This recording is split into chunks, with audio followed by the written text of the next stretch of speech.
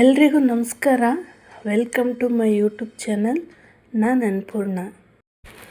ಇವತ್ತು ಕುಕ್ಕರ್ನಲ್ಲಿ ಈಸಿಯಾಗಿ ಫಟಾಫಟ್ ಅಂತ 2 ನಿಮಿಷಕ್ಕೆ ನಾಟಿ ಸ್ಟೈಲ್ ಬಿರಿಯಾನಿ ಮಾಡೋದು ಹೇಗೆ ಅಂತ ನೋಡೋಣ. ಅದಕ್ಕೆ ನಾನಿಲ್ಲಿ ರುಬ್ಲಿಕ್ಕೆ ಅಂತ ಮೆಂತ್ಯ, ಕೊತ್ತಂಬರಿ, ಪುದೀನ ಮೂರನ್ನು ಒಂದೊಂದು ಹಿಡಿಯಷ್ಟು ತೊಗೊಂಡಿದ್ದೀನಿ.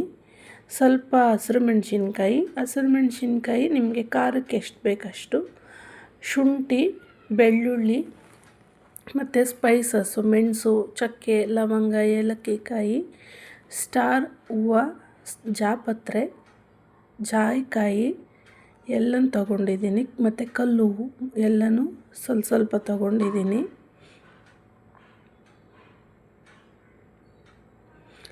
ಹಾಗೆ ನಾನಿಲ್ಲಿ 2 ಸಣ್ಣ ಪ್ರಮಾಣದ ಈರುಳ್ಳಿನ ಸಣ್ಣಕ್ಕೆ ಉದ್ದುದ್ದಕ್ಕೆ ಹೆಚ್ಚಿಟ್ಕೊಂಡಿದ್ದೀನಿ. ಮತ್ತು 2 ಸಣ್ಣ ಗಾತ್ರದ ಟೊಮೆಟೊನೂ ಕೂಡ ನೀಟಾಗಿ ಹೆಚ್ಚಿಟ್ಕೊಂಡಿದ್ದೀನಿ. ಇಲ್ಲಿ ಪಾತ್ರೆಯಲ್ಲಿ ಎಣ್ಣೆ ಕಾಯಕ್ಕಿಟ್ಟಿದ್ದೀನಿ. ಈ ಕಾಯ್ತಿರೋದಕ್ಕೆ ನಾವು ತೆಗೆದಿಟ್ಕೊಂಡಿರೋ ಮಸಾಲನೆಲ್ಲ ಹುರ್ಕೋಬೇಕು. ನೋಡಿ, ಇಲ್ಲಿ ಬಾಣಲಿನಲ್ಲಿ ನಾನು ಬೆಳ್ಳುಳ್ಳಿ, ಶುಂಠಿ, ಮೆಣಸು ಮತ್ತು ಏನೇನು ಮಸಾಲೆ ರುಬ್ಬಕ್ಕೆ ಅಂತ ತೆಗೆದಿಟ್ಕೊಂಡಿದ್ವಿ ಅದೆಲ್ಲ ಮಸಾಲೆನೂ ಕೂಡ ನಾನು ಇಲ್ಲಿ ಎಣ್ಣೆಲಿ ಹಾಕಿ ಚೆನ್ನಾಗಿ ಹುರ್ಕೊಳ್ತಾ ಇದ್ದೀನಿ. ಇದು ಸೊಪ್ಪೊಂದು ನೀರಿನಂಶ ಎಲ್ಲ ಇರುತ್ತಲ್ಲ, ಈ ನೀರಿನಂಶ ಎಲ್ಲ ಹೋಗೋವರೆಗೂ ಚೆನ್ನಾಗಿ ಹುರ್ಕೊಳ್ಬೇಕು. ಈ ಥರ ಹುರಿದು ಮಾಡೋದಂದರೆ ನನಗೆ ಸ್ವಲ್ಪ ಇಷ್ಟ. ಹುರಿದು ಮಾಡೋದ್ರಿಂದ ಫ್ಲೇವರ್ ತುಂಬ ಚೆನ್ನಾಗಿರುತ್ತೆ. ಮತ್ತು ಈ ಸ್ಪೈಸಸ್ನೆಲ್ಲ ಹುರಿದು ರುಬ್ಬೋದ್ರಿಂದ ಅದ್ರದ್ದು ಫ್ಲೇವರ್ಸ್ ಎಲ್ಲ ತುಂಬ ಚೆನ್ನಾಗಿರುತ್ತೆ. ನೋಡಿ, ಈ ಥರ ಎಲ್ಲ ನೀಟಾಗಿ ಸ್ವಲ್ಪ ನೀರು ಅಂಶ ಹೋಗೋ ಥರ ಹುರ್ಕೊಳ್ಬೇಕು. ಇದನ್ನೆಲ್ಲ ಹುರಿದು ಚೆನ್ನಾಗಿ ಹುರ್ಕೊಂಡು ಬಾಡಿಸ್ಕೊಂಡು ಆರಕ್ಕಿಟ್ಕೊಂಡು ನೀಟಾಗಿ ಪೇಸ್ಟ್ ಮಾಡ್ಕೋಬೇಕು. ಇಲ್ಲಿ ಒಂದು ಕುಕ್ಕರ್ನಲ್ಲಿ ಎಣ್ಣೆ ಹಾಕ್ಕೊಂಡಿದ್ದೀನಿ. ಎಣ್ಣೆ ಸ್ವಲ್ಪ ಬಿರಿಯಾನಿ ಅಥವಾ ಈ ರೈಸ್ ಐಟಮ್ ಅಂದರೆ ಸ್ವಲ್ಪ ಎಣ್ಣೆ ಸ್ವಲ್ಪ ಜಾಸ್ತಿ ಇರಬೇಕು, ರೆಗ್ಯುಲರಾಗಿಂತ ಸ್ವಲ್ಪ ಜಾಸ್ತಿ ಇರಬೇಕು. ನೋಡಿ, ಇಲ್ಲಿ ಎಣ್ಣೆ ಕಾದಿದ ತಕ್ಷಣ ನಾನಿಲ್ಲಿ ಹೆಚ್ಚಿಟ್ಕೊಂಡಿರೋಂಥ ಈರುಳ್ಳಿ ಹಾಕ್ತಾಯಿದ್ದೀನಿ. ನಾನು ಮತ್ತೆ ಎಣ್ಣೆಗೆ ಯಾವುದೇ ರೀತಿ ಸ್ಪೈಸಸ್ನ ಆ್ಯಡ್ ಮಾಡಲ್ಲ. ಯಾಕೆಂದರೆ ನಮಗೆ ಬಾಯಿಗೆ ಅದೆಲ್ಲ ಸಿಗೋದಂದರೆ ಸ್ವಲ್ಪ ನಮ್ಗೆ ಇಷ್ಟ ಆಗಲ್ಲ. ನಿಮಗೆ ಬೇಕಂದರೆ ಹಾಕ್ಕೋಬೋದು. ಪಲಾವ್ ಎಲೆ ಇದನ್ನೆಲ್ಲ ಸೇರಿಸ್ಕೊಂಡು ಕೂಡ ಮಾಡ್ಕೋಬೋದು. ನಮಗೆ ಅದು ಬಾಯಿಗೆ ಸಿಗೋದು ಇಷ್ಟ ಆಗಲ್ಲ. ಅದಕ್ಕೆ ನಾನು ಡೈರೆಕ್ಟಾಗಿ ಆನಿಯನ್ ಹಾಕಿದ್ದೀನಿ. ಯಾಕೆಂದರೆ ರುಬ್ಬಕ್ಕೆ ಆಲ್ರೆಡಿ ಎಲ್ಲ ಸೇರಿಸಿದ್ದೀವಲ್ಲ, ಅದರಿಂದ. ಈರುಳ್ಳಿನ ಎಣ್ಣೆಯಲ್ಲಿ ಚೆನ್ನಾಗಿ ಹುರ್ಕೋಬೇಕು. ಅದು ರೆಡ್ಡಿಶಿಂದ ಸ್ವಲ್ಪ ಬ್ರೌನ್ ಆಗಬೇಕು. ನಾನಿಲ್ಲಿ ಸ್ವಲ್ಪ ಉಪ್ಪು ಕೂಡ ಸೇರಿಸ್ಕೊಂಡಿದ್ದೀನಿ. ಉಪ್ಪು ಹಾಕ್ಕೊಂಡ್ರೆ ಸ್ವಲ್ಪ ಬೇಗ ಬೇಯುತ್ತೆ ಅಂತ. ಚೆನ್ನಾಗಿ ಬಾಡಿಸ್ಕೋಬೇಕು. ಸ್ವಲ್ಪ ಬ್ರೌನಿಷ್ ಆಗಬೇಕು, ಕಂದು ಬಣ್ಣ, ಸ್ವಲ್ಪ ರೋಸ್ಟ್ ಆಗೋ ಥರ ಆಗಬೇಕು. ರೋಸ್ಟ್ ಅಂದರೆ ತುಂಬ ಸೀಸ್ಲೂಬಾರ್ದು, ಸ್ವಲ್ಪ ರೋಸ್ಟ್ ಆಗೋ ಥರ ಹುರ್ಕೋಬೇಕು. ನೋಡಿ, ಈ ಅದಕ್ಕಾದರೆ ನಾವು ಆಲ್ರೆಡಿ ಹುರಿದು ರುಬ್ಬಿಟ್ಕೊಂಡಿದ್ವಲ್ಲ ಮಸಾಲೆ, ಅದನ್ನು ನಾನು ಸೇರಿಸ್ಕೊಳ್ತಾ ಇದ್ದೀನಿ. ಮಸಾಲೆನ ಚೆನ್ನಾಗಿ ಬಾಡಿಸ್ಬೇಕು. ನಾವು ಹುರಿದಿದ್ದೀವಿ ಆಲ್ರೆಡಿ, ಆದ್ರೂ ಸ್ವಲ್ಪ ಚೆನ್ನಾಗಿ ಎಣ್ಣೆನಲ್ಲಿ ಹುರ್ಕೋಬೇಕು. ನಿಜವಾಗ್ಲೂ ಸ್ಮೆಲ್ಲಂತೂ ತುಂಬ ಚೆನ್ನಾಗಿ ಬರ್ತಿತ್ತು ಮಸಾಲೆದು. ಈ ಥರ ಒಂದು 2 ನಿಮಿಷ ಚೆನ್ನಾಗಿ ಬಾಡಿಸ್ಕೋಬೇಕು. ಇವಾಗ ಹೆಚ್ಚಿರೋದು 2 ಟೊಮೆಟೊ ಸೇರಿಸ್ಕೊಳ್ತಾ ಇದ್ದೀನಿ.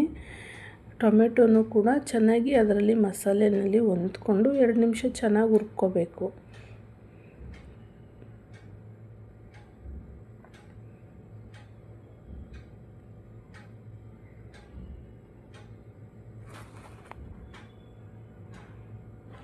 ಇವಾಗ ಸ್ವಲ್ಪ ಅರಿಶಿನದ ಪುಡಿ ಸೇರಿಸ್ಕೊಳ್ತಾ ಇದ್ದೀನಿ. ಅರಿಶಿನದ ಪುಡಿ ಹಾಕಿ 1-2 ನಿಮಿಷ ಅದನ್ನು ಹುರ್ಕೋಬೇಕು. ಮಸಾಲೆ ಯಾವುದನ್ನೇ ಹಾಕ್ಕೊಂಡ್ರೂ ತಳ ಹತ್ತಿಸ್ಬಾರ್ದು, ಚೆನ್ನಾಗಿ ಕೈ ಆಡಬೇಕು. ಇವಾಗ ಸ್ವಲ್ಪ ಅಚ್ಕಾರದ ಪುಡಿ, ಸ್ವಲ್ಪ ಧನಿಯಾ ಪುಡಿ ಹಾಕ್ಕೊಂಡು ಅದನ್ನು ಕೂಡ ಚೆನ್ನಾಗಿ ಹುರ್ಕೊಳ್ತಾ ಇದ್ದೀನಿ. ಇದು 2 ನಿಮಿಷ ಬಾಡಿಸಾದ್ಮೇಲೆ 1-2 3 ಚಮಚದಷ್ಟು ಗಟ್ಟಿ ಮೊಸರನ್ನ ಹಾಕ್ಕೊಂಡಿದ್ದೀನಿ. ಅದನ್ನು ಚೆನ್ನಾಗಿ ಕೈ ಆಡಬೇಕು, ಯಾಕೆಂದರೆ ಮಸಾಲೆ ತಳ ಹತ್ತಬಾರ್ದು. ತಳ ಹತ್ತಿದ್ರೆ ಯಾವುದು ಅಡುಗೆ ಚೆನ್ನಾಗಾಗೋದಿಲ್ಲ. ಅದರಿಂದ ತಳ ಹತ್ತಿಸ್ತೇನೆ ಚೆನ್ನಾಗಿ ಕೈ ಆಡ್ಕೋಬೇಕು.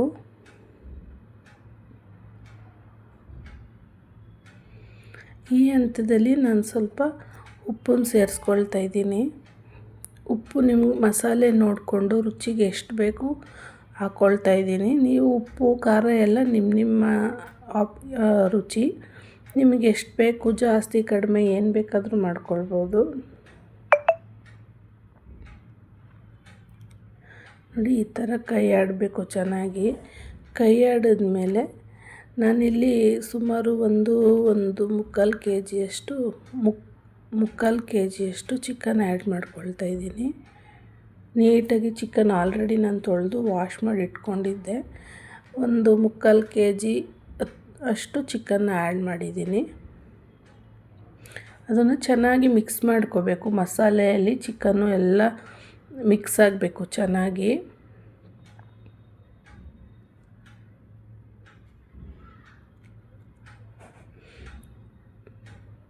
ಈ ಥರ ಚೆನ್ನಾಗಿ ಮಿಕ್ಸ್ ಆಗಬೇಕು. ಇಲ್ಲಿ ಚಿಕನ್ನ ಬೇಯಕ್ಕಿಟ್ಟು ನಾನು ಕಬಾಬ್ಗೆ ರೆಡಿ ಮಾಡ್ಕೊಳ್ತಾ ಇದ್ದೀನಿ. ಒಂದು ಪಾತ್ರೆಯಲ್ಲಿ ಕಬಾಬ್ ಪೌಡ್ರು ನೀವು ಯಾವುದೇ ಬ್ರ್ಯಾಂಡ್ ಆಗಿರ್ಬೋದು ತಗೊಳ್ಳಿ. 2 ಪ್ಯಾಕೆಟಷ್ಟು ನಾನು ಕಬಾಬ್ ಪೌಡ್ರ್ ಹಾಕ್ಕೊಂಡಿದ್ದೀನಿ. ಸ್ವಲ್ಪ ಕಬಾಬು ಸ್ವಲ್ಪ ಖಾರವಾಗಿದ್ದರೆ ಚೆನ್ನಾಗಿರುತ್ತೆ. ಅದಕ್ಕೆ ಖಾರದ ಪುಡಿ, ಶುಂಠಿ ಬೆಳ್ಳುಳ್ಳಿ ಪೇಸ್ಟು, ಮತ್ತು ಸಣ್ಣದಾಗಿ ಹೆಚ್ಚಿರೋ ಕರಿಬೇವಿನ ಸೊಪ್ಪು, ಕೊತ್ತಂಬರಿ ಸೊಪ್ಪು, ಸ್ವಲ್ಪ ಎಳ್ಳು. ಇದನ್ನು ಚೆನ್ನಾಗಿ ಒಂದು ಮೊಟ್ಟೆ ಒಡೆದು ಹಾಕ್ಕೊಂಡಿದ್ದೀನಿ. ಅದ್ರ ಮೇಲೆ ಸ್ವಲ್ಪ ಎಳ್ಳು ಕೂಡ ಹಾಕ್ಕೊಂಡಿದ್ದೀನಿ.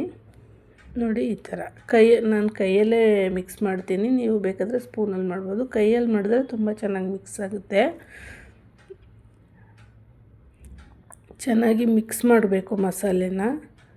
ನೋಡಿ ಈ ಥರ ಮಸಾಲೆ ಎಲ್ಲ ಚೆನ್ನಾಗಿ ಕಲಿಸ್ಕೊಂಡ್ಮೇಲೆ ಅದಕ್ಕೆ ಇದಕ್ಕೂ ನಾನು ಒಂದು ಮುಕ್ಕಾಲು ಕೆ ಜಿಯಷ್ಟು ಕಬಾಬ್ಗೆ ಅಂತ ಚಿಕನ್ ಸಪ್ರೇಟಾಗಿ ತೆಗೆದಿಟ್ಟಿದ್ದೆ, ಅದನ್ನು ಹಾಕ್ಕೊಳ್ತಾ ಇದ್ದೀನಿ. ಚಿಕನಲ್ಲಿ ಸ್ವಲ್ಪನೂ ನೀರಿರಬಾರ್ದು.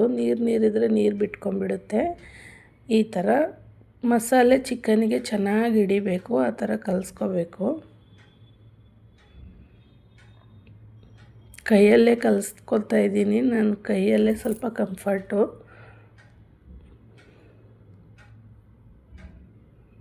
ನೋಡಿ ಈ ಥರ ಎಲ್ಲ ಚಿಕನಿಗೂ ಮಸಾಲೆ ಈ ಥರ ಇವನ್ನಾಗಿ ನಾನು ಇದನ್ನು ಸ್ವಲ್ಪ ಹೊತ್ತು ಹಂಗೆ ಮ್ಯಾರಿನೇಷನ್ಗೆ ಅಂತ ಇಡ್ತಾಯಿದ್ದೀನಿ. ಈ ಟೈಮಲ್ಲಿ ಚಿಕನ್ ಕೂಡ ಇಲ್ಲಿ ಚೆನ್ನಾಗಿ ಬೆಂದ್ಕೊಂಡಿತ್ತು. ನೋಡಿ ಎಣ್ಣೆ ಎಲ್ಲ ಚೆನ್ನಾಗಿ ಬಿಟ್ಕೊಂಡು ಬೆಂದಿದೆ. ನೋಡ್ಬೋದು, ಸ್ಮೆಲ್ಲಂತೂ ಘಮ ಘಮ ಅಂತ ಅಂತಿತ್ತು. ನಾನು ಈ ಟೈಮ್ಗೆ ನೀರನ್ನ ಬೆರೆಸ್ಕೊಳ್ತಾ ಇದ್ದೀನಿ. ನಾನಿಲ್ಲಿ 1.5 ಕಪ್ ಅಕ್ಕಿ ತೊಗೊಂಡಿದ್ದೀನಿ. ಅದಕ್ಕೆ 3 ಕಪ್ಪು ನೀರು ತೊಗೊಳ್ತಾ ಇದ್ದೀನಿ. ಮಿಕ್ಸಿ ತೊಳೆದಿರೋದು ನೀರನ್ನು ಕೂಡ ಸೇರಿಸ್ಕೊಂಡಿದ್ದೀನಿ. ಅದನ್ನು ಸೇರಿಸಿ 3 ಕಪ್ ನೀರು. ನಿಂಬೆಹಣ್ಣು ಒಂದು ಅರ್ಧ ಹೋಳಷ್ಟು ನಿಂಬೆಹಣ್ಣು ಹಿಂಡ್ತಾಯಿದ್ದೀನಿ. ಈ ಟೈಮಲ್ಲಿ ನಿಮಗೆ ಅಕ್ಕಿ ಹಾಕೋಕ್ಕೆ ಮುಂಚೆ ಉಪ್ಪು ಖಾರ ಏನಿದೆ ಎಲ್ಲ ನೋಡ್ಬೋದು. ನನಗೆಲ್ಲ ಕರೆಕ್ಟ್ ಇತ್ತು. ಅದಕ್ಕೆ ನಾನಿಲ್ಲಿ ನೀಟಾಗಿ ತೊಳೆದಿಟ್ಕೊಂಡಿರೋ ಅಕ್ಕಿ ಹಾಕ್ಕೊಳ್ತಾ ಇದ್ದೀನಿ. ನಾನಿಲ್ಲಿ ನಮ್ಮ ಮನೇಲಿ ರೆಗ್ಯುಲರಾಗಿ ಬಳಸೋ ಸೋನಾ ಮಸೂರಿ ಹಾಕ್ಕೊಳ್ತಾ ಇದ್ದೀನಿ. ನೀವು ಯಾವ್ದು ಬೇಕಾದರೂ ಬುಲೆಟ್ ರೈಸು ಯಾವ್ದು ಬೇಕಾದರೂ ಹಾಕ್ಕೋಬೋದು. ಜೀರಾ ರೈಸು ಯಾವುದಾದ್ರೂ ಹಾಕ್ಕೋಬೋದು. ನಾವು ರೆಗ್ಯುಲರ್ ಯೂಸ್ ಮಾಡೋ ಅಕ್ಕಿನೇ ಹಾಕ್ಕೊಳ್ತಾ ಇದ್ದೀನಿ. ಚೆನ್ನಾಗಿ ಅಕ್ಕಿ ಹಾಕಿದ್ಮೇಲೆ ಚೆನ್ನಾಗಿ ಮಿಕ್ಸ್ ಮಾಡಬೇಕು. ಈ ಥರ ಸ್ವಲ್ಪ ಕುಕ್ಕರ್ ಮುಚ್ಚೋವರೆಗೂ ಕೈ ಆಡಬೇಕು, ತಳ ಹತ್ತಬಾರ್ದಂತ. ಒಂದು ಸ್ವಲ್ಪ ಕುದಿ ಹತ್ತಬೇಕು. ಕುದಿ ಹತ್ತಿದ್ಮೇಲೆ ಚೆನ್ನಾಗಿ ಕೈ ಆಡಿಸ್ಬೇಕು. ಅಕ್ಕಿ ಹಾಕಿದ ತಕ್ಷಣ ಮುಚ್ಚಬಾರ್ದು. ಈ ಟೈಮ್ಗೆ ನಾನು ಸ್ವಲ್ಪ ಚಾಕುನ ಕಾಯಿಸಿ ಹಚ್ತಿದ್ದೀನಿ. ಯಾರ್ಯಾರ ಮನೇಲಿ ಈ ಥರ ಮಾಡ್ತಾರೆ ಗೊತ್ತಿಲ್ಲ. ನಮ್ಮ ಕಡೆ ಚಿಕನ್ ಮಾಡಿದ್ರೆ ಈ ಥರ ಸ್ವಲ್ಪ ಚಾಕು ಕಾಯಿಸಿ ಹಚ್ಚೋದು ಅಭ್ಯಾಸ. ಸೊ ಅದಕ್ಕೆ ಹಚ್ಚಿದ್ದೀನಿ. ಈ ಥರ ಚೆನ್ನಾಗಿ ಮಿಕ್ಸ್ ಮಾಡಿದ್ಮೇಲೆ ನಾನು ಕುಕ್ಕರ್ನ ಕ್ಲೋಸ್ ಮಾಡ್ಕೊಳ್ತಾ ಇದ್ದೀನಿ. ನಾನು 2 ವಿಷಲ್ ಕೂಗಿಸ್ತೀನಿ. 2 ವಿಷಲ್ ಆದಮೇಲೆ ನೋಡ್ಬೋದು ಅನ್ನ ಎಲ್ಲ ತುಂಬ ಚೆನ್ನಾಗಿ ಬೆಂದಿದೆ. ಮಿಕ್ಸ್ ಮಾಡಿಕೊಂಡು ನೀಟಾಗಿ ಮಿಕ್ಸ್ ಮಾಡ್ತಾಯಿದ್ದೀನಿ. ನೋಡಿ ರೈಸ್ ಎಲ್ಲ ತುಂಬ ಚೆನ್ನಾಗಿ ಬೆಂದಿದೆ. ಈ ಟೈಮ್ಗೆ ನಾನು ಕಬಾಬ್ ಕೂಡ ಕರಿಯಕ್ಕೆ ಹಾಕಿದ್ದೆ, ಅದು ಕೂಡ ಚೆನ್ನಾಗಿ ಬೆಂದಿತ್ತು. ನೋಡಿ ಕಬಾಬು ಕೂಡ ಚೆನ್ನಾಗಿ ಬೆಂದಿತ್ತು.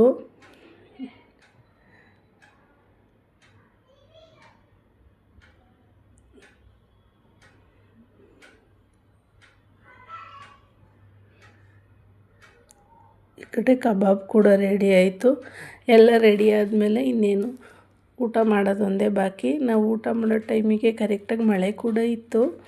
ಆ ಟೈಮ್ಗೆ ಬಿರಿಯಾನಿನ ಬಡಿಸಿ ಕೊಟ್ವಿ. ಮನೇಲಂತೂ ತುಂಬ ಖುಷಿಯಾಗಿ ಊಟ ಮಾಡಿದ್ರು. ಈ ಥರ ನಮಗಂತೂ ತುಂಬ ಇಷ್ಟ ಆಯಿತು. ಆ ಸ್ಪೈಸಸ್ದು ಫ್ಲೇವರು ತುಂಬ ಚೆನ್ನಾಗಿ ಹಿಡ್ದಿತ್ತು ರೈಸಿಗೆಲ್ಲ. ಚಿಕನ್ ಕೂಡ ಚೆನ್ನಾಗಿ ಬೆಂದಿತ್ತು. ನಮಗಂತೂ ತುಂಬ ಇಷ್ಟ ಆಯಿತು. ನೀವು ಒಂದು ಸಲ ಟ್ರೈ ಮಾಡಿ. ಯಾರಿಗೆಲ್ಲ ನನ್ನ ರೆಸಿಪಿ ಇಷ್ಟ ಆಯಿತು ಲೈಕ್ ಮಾಡಿ. Thanks for watching.